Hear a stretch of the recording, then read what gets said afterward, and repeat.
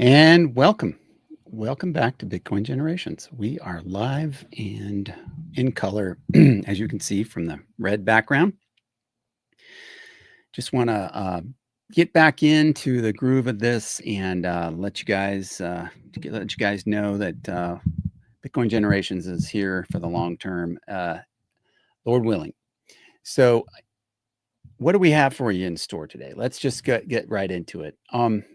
So there's been a ton of news since I was on here, and lots of things been stirring people up, people concerned about different things, and I'm just excited to be able to keep learning and keep sharing the basics for all you new Bitcoiners and for baby boomers. Um, this is definitely something you can do, and anyway, so I'm just gonna kind of jump into kind of where we are today. Um, Today is July 31st, 2025, and we're gonna jump into a. Let's go head over to the. I was gonna bring this up ahead of time, and we got this. So I'm gonna go ahead and share the time chain calendar for you to see kind of some things that I want to share with you. All right, now let's go ahead and head into the time chain calendar where it looks like we have, we're at block height 907984, right at 2 p.m. on this date here. The exchange price for Bitcoin is up here 117,775 US issued paper fiat dollars for 100 million Satoshis, also known as one Bitcoin. And we also know here on this lower number, 849, and that is how many sats you can get for one paper fiat US issued Federal Reserve note. Again, I keep trying to let everybody know, continue to look at this 849 number, because that number, as it goes down, the price of, well, the purchase, as that number goes down, the purchasing power of these Federal Reserve notes that you're carrying around in your wallet also are going down. But the key is to try to get as many of these right now as you can, because as the price in US dollars goes up, this upper number right here, these number that you're going to be able to get for those paper dollars are not, that number is going to go down too. And so the more you can get of those now, the better you're going to be later, because you'll have more purchasing power in a deflationary asset. I know it sounds like, deflating a balloon. It doesn't sound like a really good thing, but a deflationary asset means that it's going to, the price of it continues to go down. The price of goods and services continues to go down, so that you purchase that at 850 or 840 or whatever the number is. When it gets down to 20 or 50 of those sats per US paper dollar, you're going to be doing a lot better than a lot of other folks that don't have those. So that is really something, again, for the future. This is planning now, not financial advice, not encouraging you to do anything other than what you're comfortable doing. Do your own research, and make sure that you have your Bitcoin safely stored in cold storage eventually. But for right now, for all you new Bitcoiners, you need to follow kind of like the simply just saving in Bitcoin. And how do you do that? Okay, so that's something we've talked about before. Yeah, okay, so I think we are still good on audio and video, checking everything, making sure that you have what you need to get this through this video here. And so further, we talked last time about the whole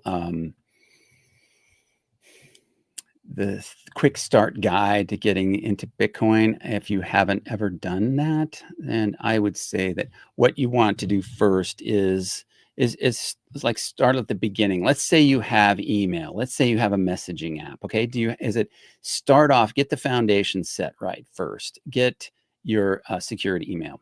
Get your secured messaging app. Get your get your Aqua wallet. Those three things we've talked about before. Those are really fundamental. That's something that you can't go wrong. I'm not sharing anything with you. I'm not telling you something that's like way over on the fringe. I'm not saying anything about that. I'm saying get these things basics taken care of, and then you have a good foundation that you can work from. That if somebody's giving you advice, you're working with somebody, you have something you may not want to be shared or leaked at some future point, because a lot of things are surveilled, and privacy is a much more of an issue than people really realize. That is going to be secured communication. So that's really kind of like the basic bare bones building blocks for getting everything else built that you want to build in your privacy and in your financial preservation of your wealth for your family. Okay, so you can't go wrong there. So get those things taken care of. Okay, um, and then you can basically purchase Bitcoin if you want to through your Aqua wallet, and you have the ability to do that. There's a ton of other things that you can do that you want to do, but right now we're just keeping it very simple. Okay, so you get those things done, and you'll be you'll be set at least for in the very beginning. Okay. Yes, we can have a conversation about, the benefits of other wallets over Aqua, or I don't like this one. I don't like Aqua because of this or because of that. Okay, fine. We'll have those conversations, and those are good and right, uh, good exchanges and discourse to have. Um, but um, again, we're talking about, let's just get off zero and get going with something. Um, that is probably more important to have that set than even just like, like which exchange should I go on, and what about XRP and this other altcoin, or whatever. No, no, no, no, no, no. That's more complicated than you need it to be. You're not studying Bitcoin if you're studying other coins. Okay, and for most, I would say, you're suffering from information deluge on a daily basis. You've got way more information on all these different coins in this crypto space than you really need. That you really don't. You know, it's like okay, if you were riding a horse and you were seeing the automobile industry, and there was Volkswagens, and there was Subarus, and there was Mercedes, and there were Maseratis, and there was Ferraris and Porsches. And do you think that when you first get into you riding a horse, and you need to transport yourself or your family to somewhere, do you think that you need to have a, name it? No. You probably need a vehicle that will get you from A to B, and that the cost of doing that, you just keep it simple. The cost of transporting yourself from A to B doesn't have to cost that much. So my recommendation is, we're in an age of people figuring out that there are all these different other things that you can transport yourself on.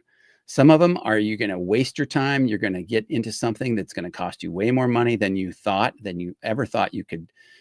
Oh, but why not go with, like the very first one that was built? Okay, I would have bought a Ford. I would have bought a Ford back then if I'd had, sure. Yeah, it turns out that was a pretty good investment to have. You had maybe one of the first vehicles. Okay, it doesn't have to be all this other whatever stuff. It can be the basics, and that's really what you want. You want to keep it simple in the beginning. All right. So I think I've pounded that pretty hard. But there is a ton of white noise. There's a ton of gray noise. There's a ton of whatever kind of noise you want to call it. There's a ton of it out there, and you're going to get deluged by it if you haven't already been. I went to a meeting the other day or the other night, and there were people who were coming up to me and talking to me about this and about that and everything else besides Bitcoin. And they're like, yeah, we know Bitcoin. And we're just like, but what about this? What about that? And DeFi, and they mention all this other stuff. And I'm thinking in my response, I'm kind of like talking to them, and I'm thinking, how in the world can you keep track of all those things? How in the world can you can you do your due diligence on that stuff and work and raise a family and do all the other things that you normally do in your normal life? I don't see how they do that. I don't see how anybody can really do the due diligence. And if you do, especially one of the coins that I mentioned earlier, you do the due diligence, like what's under the hood of that thing. You find out that it's actually there was a big pre-mine, and there's all these blocks that are missing, and like, no. There's so many things you can't trust, right? You can't trust. And that's why Bitcoin is like, you don't have to trust. You've just, you verify, you double check, and you verify. It's available to verify. Now, there might be a lot of people that take the lazy route and they don't verify, or they don't, or they trust without any knowledge of what's going on. They just took someone's word for it. Okay. The things that I just mentioned here, those 3 steps, you should verify everything that I've ever said, 100%. And I actually did make a mistake on one of those recent videos, and I went back and I put in the comments that I actually did make a mistake on I said that the Aqua wallet was a non-custodial wallet. That wasn't true. So I corrected that, and again, I'm corrected here too. So that is something we always have to get right. If we're not correct, then we need to make sure that that we respond well when we are corrected, and also that that we make sure that that gets noted and cleared up. Much like a newspaper used to do retractions and corrections and stuff. This isn't any different, and this is not AI either. So you can pinch yourself and find out that this is actually a real person behind the microphone over here. But I'm sure you've seen the time chain calendar enough today, so I will go ahead and we'll remove that and move into our next thing. I just take a quick moment here and just kind of logistics, the basics here on Bitcoin Generations. This is kind of an organic sort of homegrown channel, and I have no sponsors. I don't have any anybody paying for anything on this channel except for me. And I would just say that I'm really thankful for over 200 people have subscribed to the channel. So that's great. Thanks a lot for doing that. And if you like what we're talking about here, you can subscribe, you can share it with somebody, maybe somebody that's older. I also learned something this week too, that there's a lot of people who they like listening to people that look like them, or like sound like them, or identify with them. I mean, guys have gray beard, or whatever. Okay, great. Share, like, subscribe, all that. And then there's people like my kids who are, they don't respond well to a guy, like somebody like me, as well as they respond to somebody like a Jock Mahlers who wears a hoodie, like, okay, great. I mean, I think I wore a hoodie one time on the show here, but maybe I'll wear a hoodie, because I think they're kind of cool, but that's not necessarily, something that I would, I normally do. But my daughters, they might respond well to somebody like Jack Mahler. So sometimes we respond well to people who we kind of identify with visually. I think that's interesting. But Also, I just kind of like mention I have been working on something in the studio here, and kind of give you a sneak peek as to what I've been working on. Uh, and I've got a background back here that I've been working on, kind of things. So I've got some little bit of some oak stuff going on back here, and I've kind of weathered it. So anyway, that's a sneak peek of things to come. Don't get too excited, but that is something that I think is a little more my style. I'm not too much into fancy, but old kind of barnwood stuff like that is sort of my jam. And anyway, it's what I can do. And maybe it'll work. Maybe we'll see. But getting back to kind of what we're talking about today is simply saving in Bitcoin. Again, I don't need to beat the dead horse. Definitely want to get off zero. Definitely want to like save in Bitcoin. If you're earning fiat dollars, you're earning US dollars in your paycheck. There are tools that you can use to convert that right away, either via direct deposit. You can have your paycheck direct deposited into one of the exchanges that I have in the show notes. You can do that so that it can go directly into Bitcoin, or a portion of it into Bitcoin, and then the other part of it you can save or spend and on your bills and things like that. And there's other ways of using it as well. You can buy gift cards with via either Bitrefill, or like using your Fold app for to earn sats back. And these are tools that I use, that I think that are, I pay a mortgage through the Fold app. And I think I can share this without doxing myself too much, but for the amount that I paid for my mortgage on the Fold app, I think last month, I think I got back like 23,000 sats. 23,000 sats. Now, there's always the trade-off. There's always, like, well, what did it cost you to get there? And so there are some costs, right? So to be able to do that, I joined as a Fold Plus member, and that's like $10 US a month. So, there's some trade-offs. Ultimately, they have to make money, and I'm sure they are. But the other thing, when you with that particular tool, when you sell, because if you let's say you direct deposited everything on your paycheck into your and you had 100% of it go to Bitcoin. Let's just say theoretically it was all in Bitcoin on the day that you direct deposit. Then when you go to pay your bills, you would have to fund your cash account with by selling some Bitcoin and going into the cash account. So there's no fees at all to sell some Bitcoin, or and put that in your cash account. But there is a it's called a what do they call that? It's the spread. The spread is it's point. Let me bring this up here. It is had this. I want to say the right number, so just stand by. 1 second while we get that number up. And that is, yeah. All right. I want to say it's 0.88%. And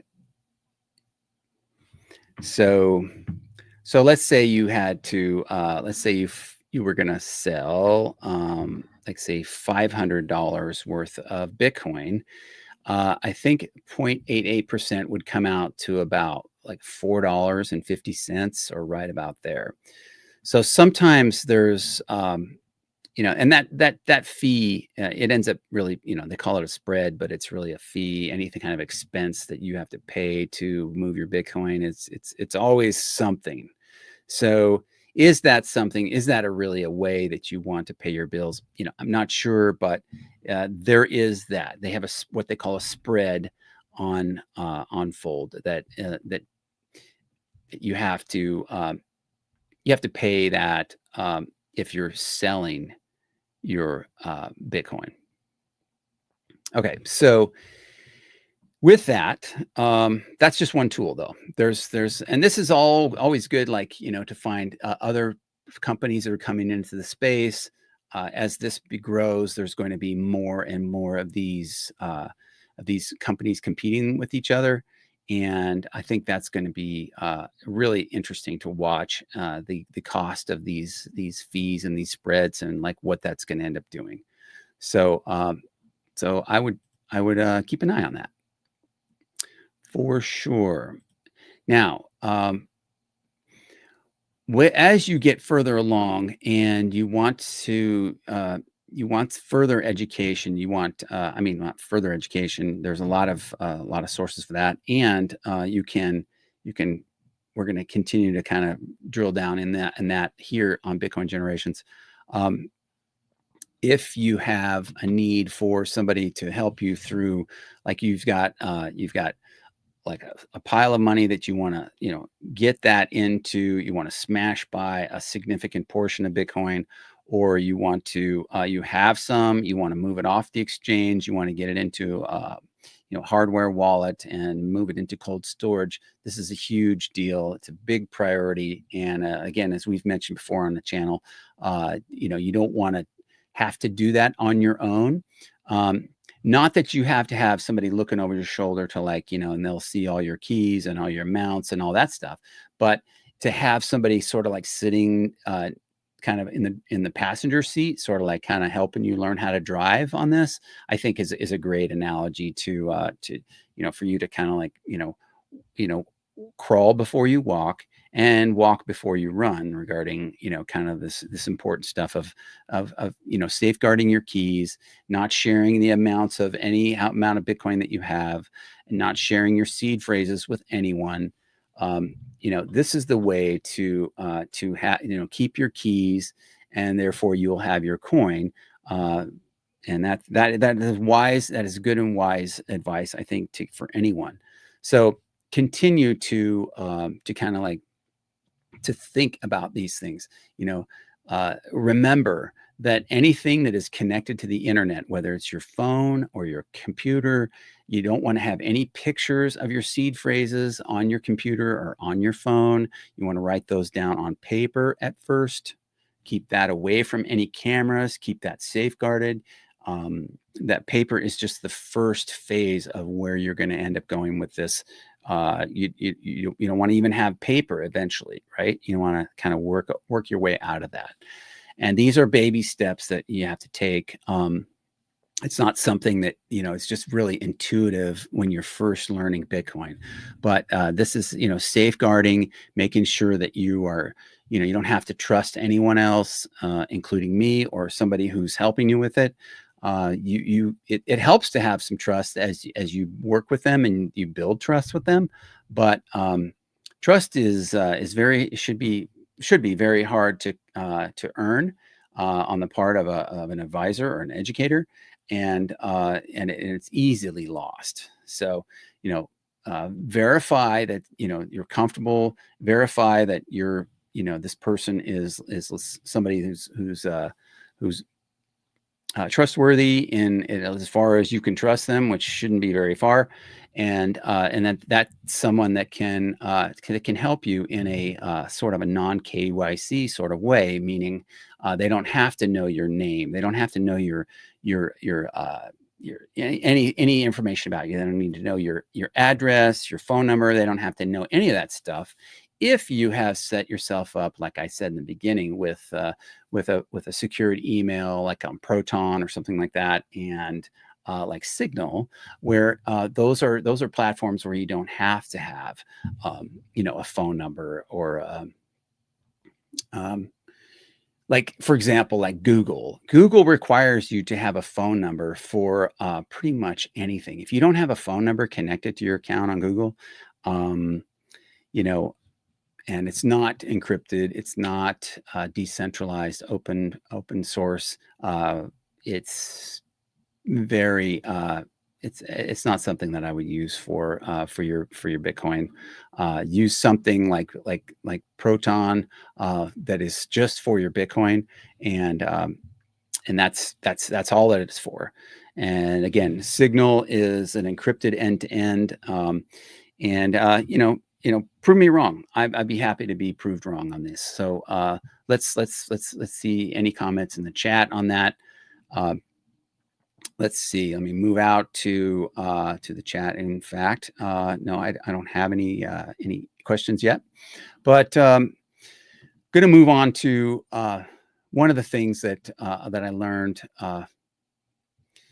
So we have some news, lots of news, right? Okay, and I don't really try to focus on the news too much, but there's one of the things I noticed when I went to the conference in Las Vegas was there's a ton of these treasury companies that are coming on board into the Bitcoin space that are encouraging you to basically invest with them. Take your money and invest with them, and they will get you some sort of yield or something along the lines of a yield or I don't think you can say dividend, because a dividend has a definite definition with like a stock. But it's something like this, okay, that invest with us now, and then basically they're going to get you some money back, more than, it's like, give us this much now, and then later we'll give you this much more, or give you more than what you gave us. So here's my thought on all these treasury companies. And I would just say, if you're new in Bitcoin, just remember this, like, the reason those companies exist, and even companies like, I would say MicroStrategy, the reason why they exist is to be like a funnel for people who have money invested in an existing system, in the old fiat traditional finance system. And there is major amounts of billions of dollars that cannot, even trillions of dollars, that cannot invest in Bitcoin because of the regulations and the rules and all the things around, the money that has the rules and the walls around it. Okay. And I'm talking about traditional treasury markets and the bond markets, and, real estate market is like, that's like, your money's not liquid there. But there's all kinds of paper versions of those, like, the real estate investment trusts and these kind of things. Okay, so it gets complicated, is what I'm trying to say. And so the reason why these, the BlackRock, exchange traded fund, and these treasury companies and stuff, and MicroStrategy is a company that people can invest in on the NASDAQ. Well, the reason why these companies are doing so well is because there's a lot of money out there in the world that cannot invest directly into Bitcoin. So they're investing into Bitcoin via that kind of exposure to Bitcoin. Okay. And my it's not financial advice, and you got to do your own research, but my recommendation is just keep it simple. If you've got some money, if you want to do that, that's yours to do with. But if you want to keep it simple, what's keeping you from just investing in and taking care of your own asset like Bitcoin? Well, I tell you what's keeping you from doing that, and that's probably because you're lazy like me. You don't really want to have to take care of all that. You don't want to have to manage all that. You don't want to have the risk of maybe losing it all because you screwed up and made a mistake and you downloaded an app, and now the app that you downloaded is a spyware or malware or some sort of phishing scam or something like that. I mean, it's awful. So the downside to owning your own Bitcoin is, there's some more risk, but the upside to owning your own Bitcoin is like it's tremendous upside. There's really some great stuff. We've been drinking the Kool-Aid for a long time about, like, oh, you need to invest, you gotta invest this way. You gotta put your money over here. You gotta put it in a bank, a bank. Oh, banks aren't good, but credit unions are good, like, well, what? Um, so we've been trained and ingrained and marinated in this system that just is like, crumbling before our eyes. And when I say crumbling, I don't mean, it's like, oh, it's like an earthquake, it's happening right at this moment. It's so subtle and so slowly happening right now that, you're not seeing the earthquake version of that. It's not a tsunami that's happening like, in the matter of like hours or a couple of days. This is happening sort of like in slow motion. And because it's happening in slow motion, everybody's sort of like, "Oh, look what day it is. Oh, oh, my dog, and oh, I gotta go to the grocery store." And they don't see the landscape, the whole sunset and the stars and everything's kind of changing in the background. So this is happening right now. These nation states are buying Bitcoin.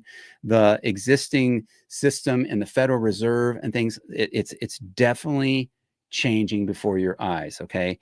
One of the things that just happened is, it's no secret if you're watching the news and you have a pulse that, the president of the United States just met with the Federal Reserve chairman recently, and pretty much is like running him up the flagpole and kind of hanging him out to dry in a sense, because he does not agree with the Federal Reserve chairman that he wants to have the interest rates cut, because he knows that there's a ton of trillions of dollars that need to get refinanced so that the United States can become can be have this burden sort of lifted off them, off of us, the country, so that they can actually, like, they don't have to, like, um, finance debt at high interest rates.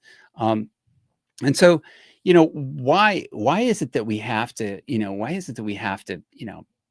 that he has to stiff arm the Federal Reserve chairman like that? Well, it's just that's he's, the Fed Reserve chairman isn't going to play that kind of game. The Federal Reserve chairman's his main goal, I think, is because he's part of the existing thing and he doesn't want the existing system torn down. He's like the guy in the driver's seat on that, and he does not want to lower the interest rates. He wants to make sure that there is a sovereign debt crisis. Because, well, and you'd say, why does he want to make sure there's a sovereign debt crisis? Well, in my opinion, I think he wants to make sure there's a sovereign debt crisis because you've heard this term before. Don't ever let a crisis, a perfectly good crisis, go to waste. Yeah. So they create these crises so that they can then be the good guy on the other side of the crises and come in and swoop in and, like, we'll save the day. That's what they've done before. Okay. And if you haven't read this book, The Big Print by Lawrence Lepard, you need to read this. Okay. It's a great book. And I'm going to segue right into this right now because I love showing this kind of stuff. I think Larry Lepard is great. I would love to interview him on the show someday and have a great conversation with him. I know that he and I are kind of on the same page with a lot of things. He's kind of a libertarian, kind of uh, like von Mises Institute guys. Anyway, so let me bring that up. I'm gonna jump into sharing that page. We're gonna do this and getting to see. This is so Larry Lepard via kind of a Max Kaiser. He goes. They're talking about this guy Werner. So let me go. Let's see if I can go further on this. All right. So no, let me go back to, okay. Max Kaiser says, I interviewed Werner on the Kaiser Report several times. Once again, a guest that normally would get censored in the US got global reach to share his incredible research and insight on the Kaiser Report. Okay, so this is the guy they're talking about. His name is Richard Werner, and he wrote the book. Let's see. He wrote this book called Princes of the Yen. Okay, and this is something that Larry Lepard tweeted on, and here's Larry's. Okay, this was the original tweet. He says, a fascinating Werner Tucker conversation. Werner's book, Princes of the Yen, was considered dangerous, and despite being a bestseller in Japan, U.S. publishing wouldn't touch it. And also a lot of interest from three-letter agencies. I think this applies to my book as well. Had the three-letter agency approach in Las Vegas. Okay. My book agent is having trouble with traditional publishers. Me thinks the establishment would like to suppress my book. All the more reason to push forward, not backing down. Okay. So again, this guy right here wrote the book, Princes of the Yen. And there's a documentary on that too, as well. You can look that up on YouTube. Was a good documentary. I learned a lot about how they manufacture these crises. Okay, so that whole comment that I made about manufacturing the crises, get ready, see what's happening right in front of you with the Federal Reserve Chairman. If they don't, if they don't lower the interest rates, it's gonna happen. Okay, and what is going to happen? So it's going to be, it's going to get rough, right? And it's going to be a whole lot of money printing. That means your value of your purchasing power of your U.S. fiat paper Federal Reserve note purchasing power is going to go down. Okay, and what does that mean? That means that prices are going to rise. Okay, prices are going to rise, and if you haven't read the big print, you're going to be missing this. All right. So I think Larry Lepard is kind of one of my favorite guys because he is he's one of the older guys that gets it, right? And so I think he and Max Keiser, I believe, are some of the oldest guys in Bitcoin and have been in since for the longest. They're older and they've been in Bitcoin longer than most of the other older guys that I've learned about in this space. So that's a takeaway. Do some research, read the big print by Larry Lepard, watch the Princes of the Yen, or get the book from this guy, Richard Werner. And also check out the Werner Tucker conversation. So yeah, that would be a good thing to do. Okay. So what's going to happen? What's going to happen is, I think the dollar is going to have some big problems. I don't think the Federal Reserve is. I don't think they're doing the right thing again. And how long have they been in business? And I do mean business. It's a private corporation. It's not It's not the Treasury. It's not the U.S. government. It's a private corporation, and they print U.S. dollars with a button like this. Okay, they have buttons and they press them to print. So there you go. That's my story. I'm sticking to it, and it's a free country. I think still enough to where I can talk about this kind of stuff. And I wouldn't go out on a limb and say I know what's happening for sure. But some of the things are very, very, very plain to see. If you can't see these things that are happening, you're not looking. You're not looking deep enough. You're not doing your homework. You need to see kind of what's happening. And I'm thankful to be able to sit here and share this with you. And I'm humbled by it. I'm humbled by it. It's one of the reasons why I've been I've been deep in some thought recently, and it's really given me rise to kind of reset, recalibrate, kind of like what am I doing this for, and how do I need to do it better. So I would ask for forgiveness on some of this, some of the inconsistent streaming that I haven't been doing lately. But I'm going to continue to press into this because, and even actually plan better and do some things that I've been wanting to do that I haven't done. And it's just, sometimes when you're doing all this organically at home and you're trying to be authentic, you just can't do everything. So anyway, yeah. So where am I going with this? So one of the things that I said that I want to do, that I'm going to do, and that is regarding people with special needs. I'm going to press into some of that work. I'm going to kind of also press into educating more, helping people to understand what Bitcoin is, and that the basics. Again, it always goes back to the basics. And if we go back to the basics, the people who are thinking, like so many other types of cryptos and different kinds of things, man, it's just like you got to filter out that noise. You got to filter out the noise and focus deep, because Bitcoin is worth focusing deep on.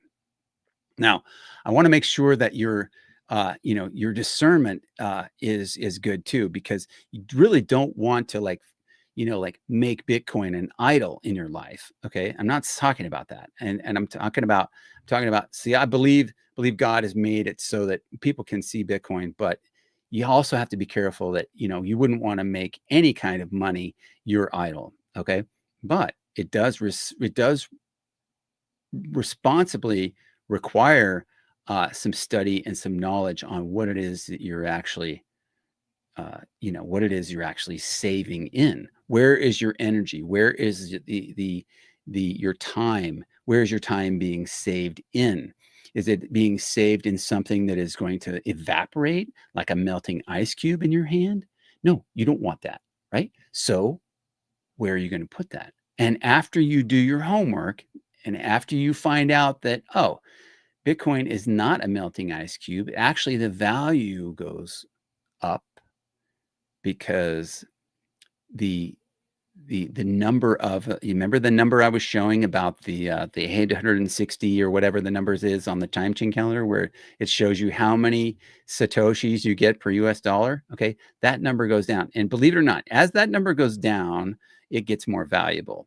Okay, this number of sats that you can get per dollar, as it goes down, it becomes more valuable. Um, so, it doesn't seem intuitive. It's not easy to see at first, but it is something that you have to kind of study to really get it. Okay, and that's what I'm saying. We all need to do their study, and the beautiful part is that once you get into it a little bit and you understand that, gosh, I really just need to spend my time just studying just Bitcoin, because the traditional system's messed up, and this whole new system of this crypto thing is, man, it's like got a lot of noise. There is one that you can study. There is one that you can study, and that is the only one you need to study. And it's why you'll be able to preserve your wealth for future generations by saving in Bitcoin. Simply, that's it. Most people's biggest problem, I'll tell you what most people's biggest problem is.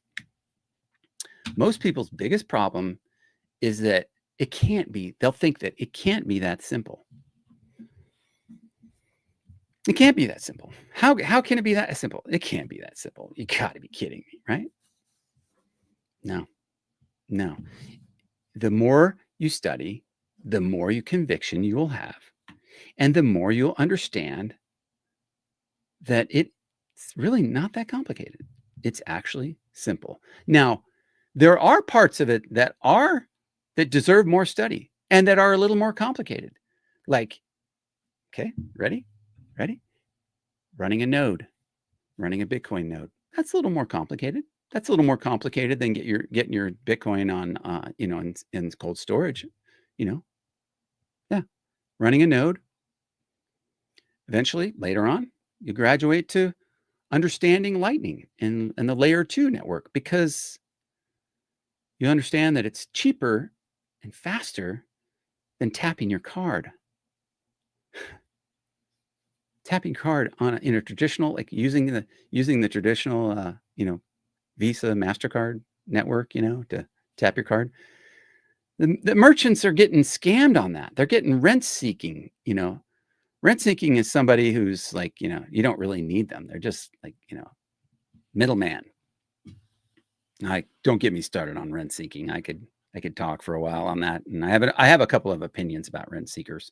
Uh, it's hard not to you know, just spill over on that. But I think the point is that we have to just take it in baby steps at first, okay, and then what? Okay, like I said, running a node, learning what the Lightning Network is so you can make payments quicker, faster, cheaper. It doesn't cost you as much, right? And then meeting other Bitcoiners and doing other kinds of business with them. You want something? They've got something for sale. Finding out who they are, finding out where they are. How can we do business that's cheaper? Do we have to pay for shipping, or can I, you know, do something at a, you know, can I, you know, is there a meetup point or something like that? And these are people that would be local to you. You know, finding out people who are willing to, you know, and talking about Bitcoin, educating people about Bitcoin. Uh, you know, you'll find out who's nearby. You'll find out that, oh, you know, you have a Lightning wallet? Great. Yeah. Oh, you have a QR code? Okay, we can do that. And listen, this is not stagnant. This thing is actually moving really quickly. And you have tools at your disposal that AI, you know, if you're not using AI, you've got to use it. You've got to use it every day. Definitely want to use it every day. Learn from it. Understand it. Like figure out how to use it to your advantage so you can absolutely just blow away the competition. You'll as you use it as a tool, you'll be glad you did. There won't be people that will be able to get one over on you because, oh, I've got the answer right here. You know, I don't have to go over here and ask and do all this other, go through these hoops and stuff. I've got an answer on my question right here, specific to my answer. And if that answer is not the answer that I want, I ask it to go back and find me exactly what I'm looking for. Okay, so I'm going to say, I'm going to bring up a couple of comments here. I got an OG kill, and you know what? You know what? OG kill. No worries. We don't worry about your name here. This is Jamar, and you know what? I'm listening to you, Jamar. I met Jamar, and welcome, Jamar. I'm so glad that you're here, and you know, welcome to Bitcoin Generations.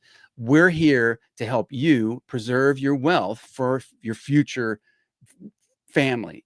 If you're not married, you may want to get married. If you want to get married, you're going to want to have kids so you can preserve your wealth for your kids. Okay, that's what this whole movement is about. And my focus is on just helping people to see that there is some vision here. There's some long-term vision, and this is where we're at. Okay, in this timeline.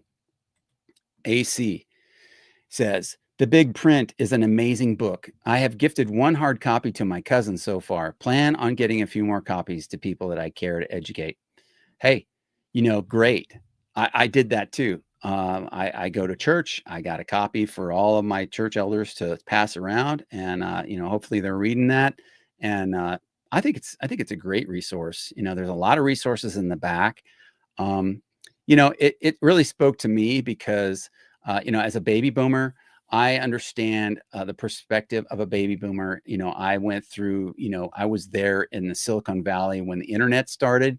I was, you know, that's a long story, but it took me out of, it gave me some experience to see things through. And then, you know, I lived through the great financial crisis of 2008.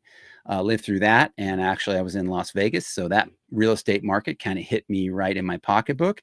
So that was another painful one. And you know, so the things that Larry writes about in his book about the great financial crisis 2008 and what he was in the room for when that actually went down, and heard what they were talking about with Treasury Secretary Timothy Geithner.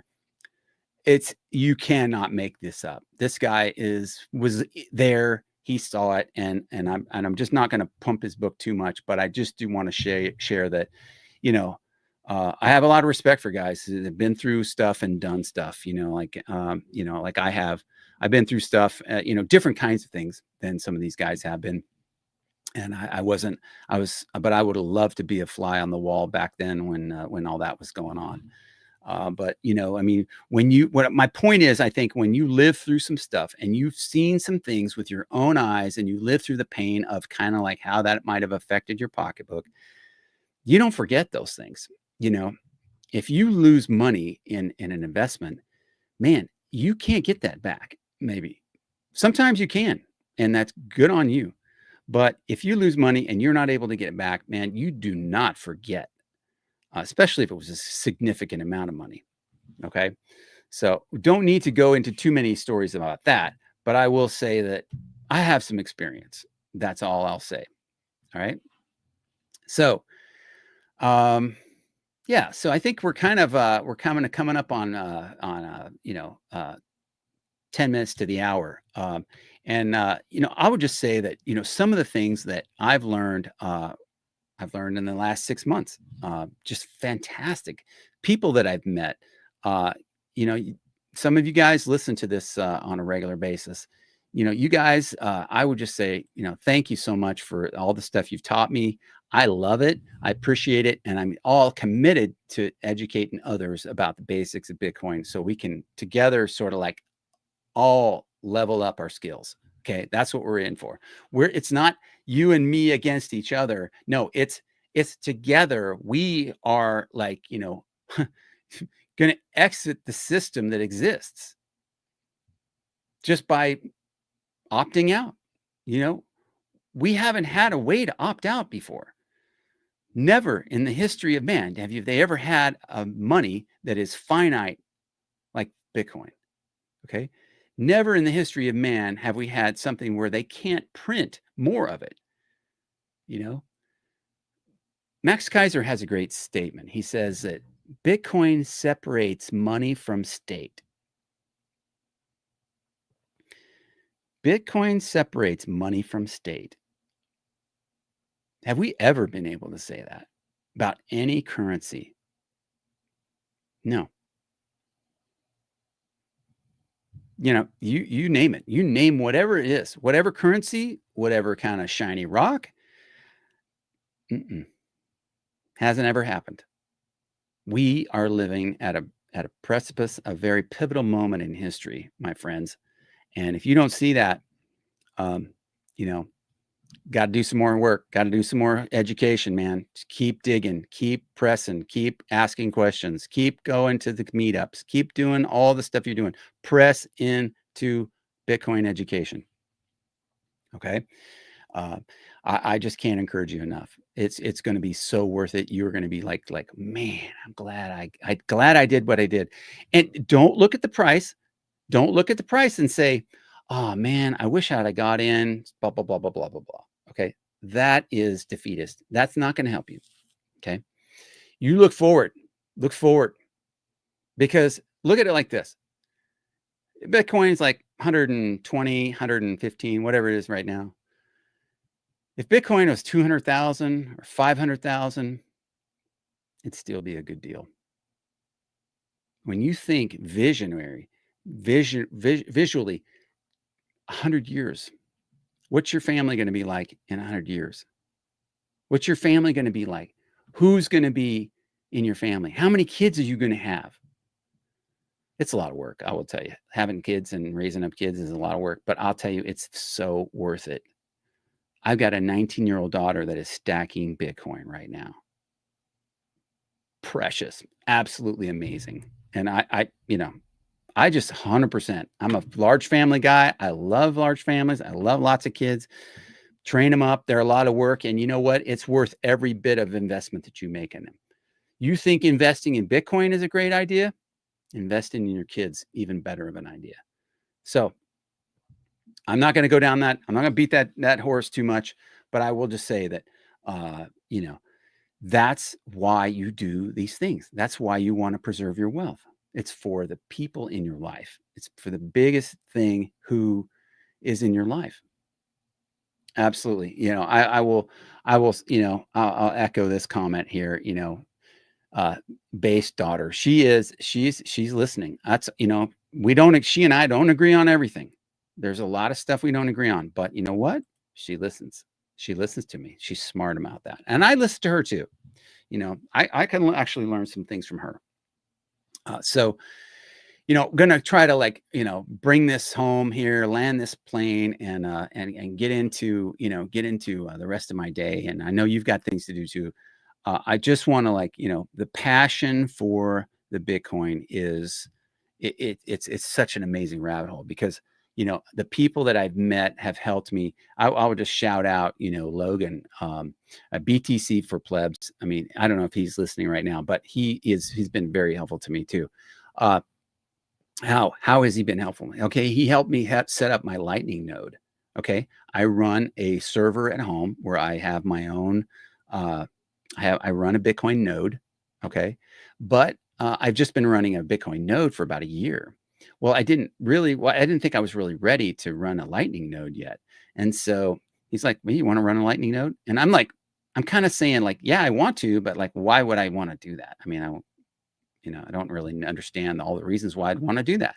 Well, there's some really good reasons to do that. I can actually it's kind of like being your own bank a little bit, okay? Because you don't have to rely on, like a transaction going through an exchange or a transaction going through, from uh, it's actually brings that onto your node where you have when you open up channels with other people, you actually are able to transact outgoing sats outgoing and sats incoming. And it's sort of like you build the information superhighway between your node and somebody else's node. And then the network grows because these nodes are connected via these different channels that are opened. It's it's big. It's huge. It's kind of like under the surface.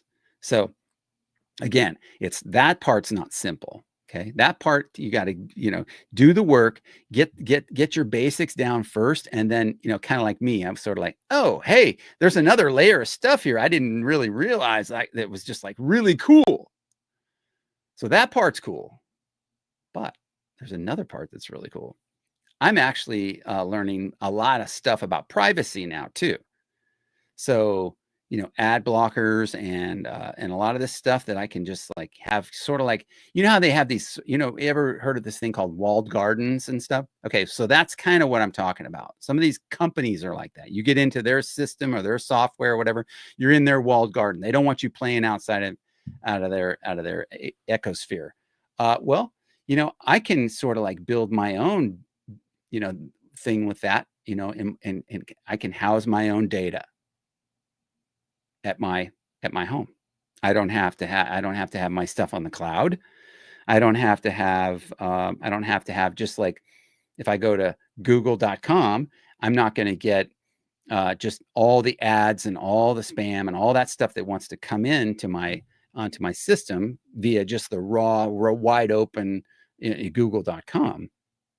I can actually have ad blockers and I can have a lot of stuff that filters out a lot of stuff. Maybe, like not saying, maybe pictures of things that I shouldn't be seeing, messages, phishing, all this other, a lot of stuff like that.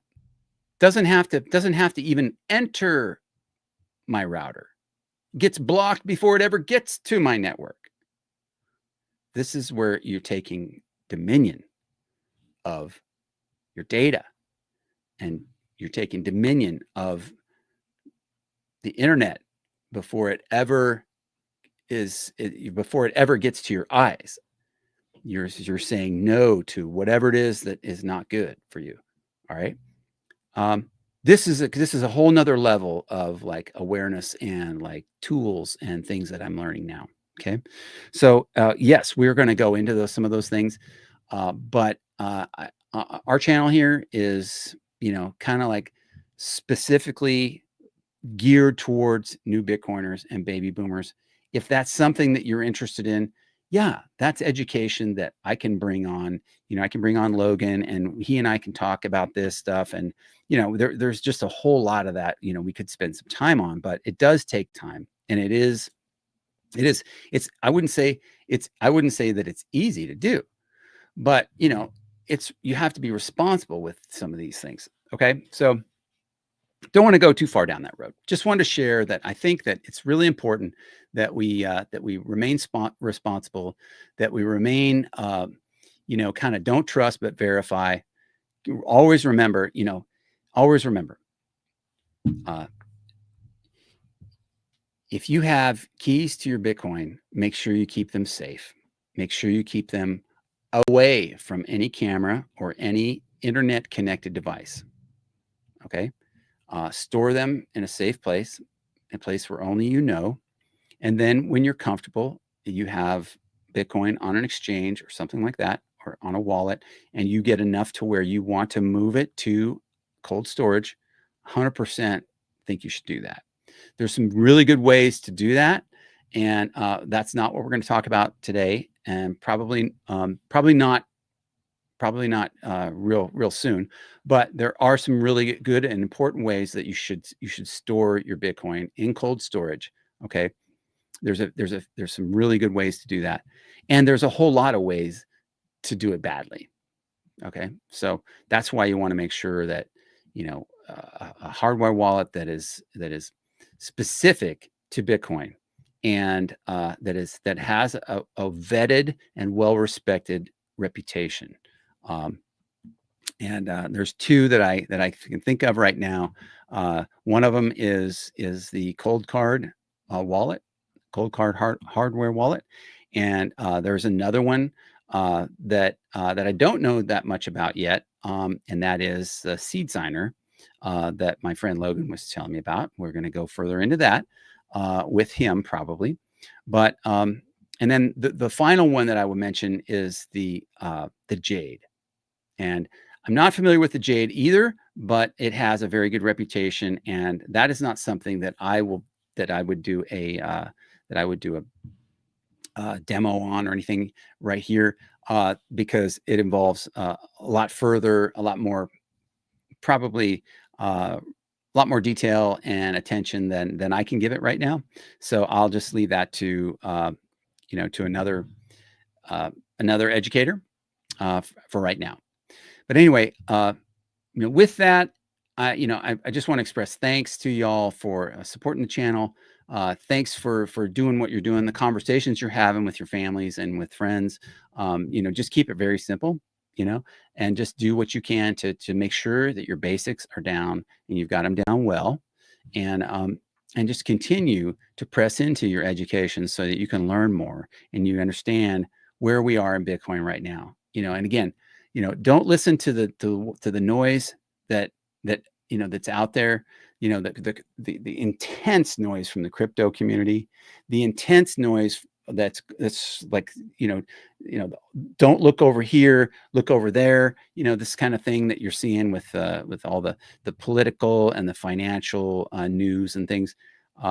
You're gonna have to kind of read between the lines, because there's a lot of things going on right now that we have to kind of just really kind of like, build your basics, and you will be glad that you did, because when stuff hits the fan, over here on the political and the kind of the financial side, you can at least you can have some of your basics taken care of, and that's critical. It's going to be really important, and because they are going to print money.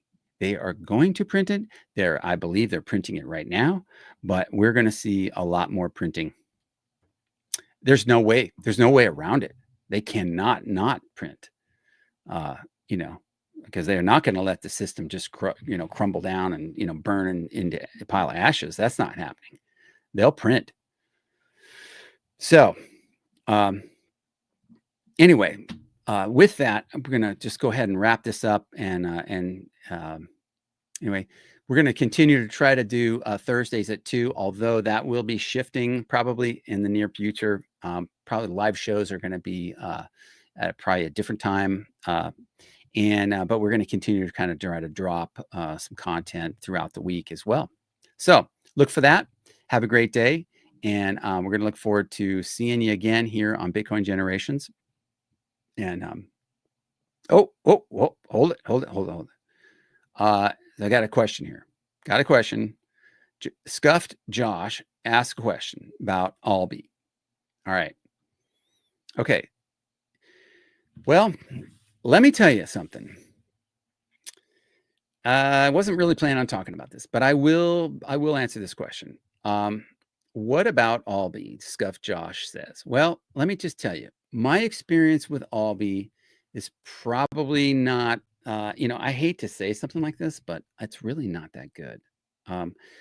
My understanding of Alby is that back when it first started, they were like kind of like the go-to wallet, like on Primal or on Nostr, and that was really kind of my entry into into Nostr. Alby was it for me. That was an easy on ramp to a Lightning wallet. Okay, but then I got they kind of reeled me in a little bit, and I got interested in somehow, I don't know. I guess I was just open to this, and I maybe should not have been, but I went to run my own. I was going to run a Alby hub. According to them, I needed to do this if I really wanted to get access to the whole thing on Nostr. I needed to run Alby hub. And if you want to run Alby hub, then we can run our Alby hub in the cloud for you. And that's only what 10 or 12,000 sats per month. Well, I didn't really know that I didn't really need to run Alby hub, and I didn't need their version of it in the cloud. In fact, there's other ways to do it. And anyway, so I apparently I said yes, I would, and I didn't want to be incurring these fees for something I wasn't using. However, so I realized that I wasn't using it, and I didn't need it. And then I requested them to to cancel, and they were like, no, you have to do that. We can't cancel for you. And I'm like, okay, just tell me what I should do. And I will just tell you, it got really complicated, and I did not appreciate the customer service side of things. That I asked to cancel it, and I didn't care for that. I didn't care for this customer service, and I've been around a long time, dealing with software and as a user, and I didn't care for that. So my experience with it, and you probably shouldn't ask me. I didn't care for Alby. I thought I was 100% on board with them. I loved it for about the first 3 months. And then I was like, well, why do I need a hub? You're telling me I need a hub. Why do I need to pay for a hub? And so what I found out through a friend of mine was that Alby, it was really great in the beginning, and then it was not so good later and became really cumbersome and sort of way too complicated. So I don't know. I'm just like, this isn't my first rodeo. Like I said, I was in the Silicon Valley back in, 1985, and like, I remember using the Macintosh back then, and software was complicated. And then it was like, if you got too complicated, man, you just got like cut out. You got your knees cut out from underneath you, because there was going to be another company that was better than yours and cheaper than yours and easier to use and better for the customer than yours. And so, the market does that to people. And I think that's what's happening to Alby right now. I don't honestly have any confidence in that, but I don't really want to say anything bad about them. That was my experience. That's all. Uh, Scuff Josh goes on. He says, I was just wondering if that's where you're using. No, I was using that. And, and I think it's actually still connected. But I'm not using it. And I do need to replace it. I'm not using it on Primal, but I think my Alby wallet is still connected to Primal. So I do need to change that. That's a good reminder for me. And actually I have, like I've been telling you, I've been building the Lightning node, and my own little kind of like my own self ability to kind of transact on the Lightning Network here at home. And so I think I'm going to be able to just have that running right off my node from here, which is it's fire. I hope that's helpful. Yeah, again, I can't tell you enough. If some of this stuff seems complicated and you're getting into something that's just kind of you don't understand and it's complicated, it's like, wait, you need to stop. Just stop and say, what in the actual heck am I looking at? Why is this so complicated? It shouldn't be this complicated. And if you can stop and ask yourself that question, man, you're going to be better off later, because you're going to be like, I didn't really understand what all that was about, but it seemed kind of like too complicated.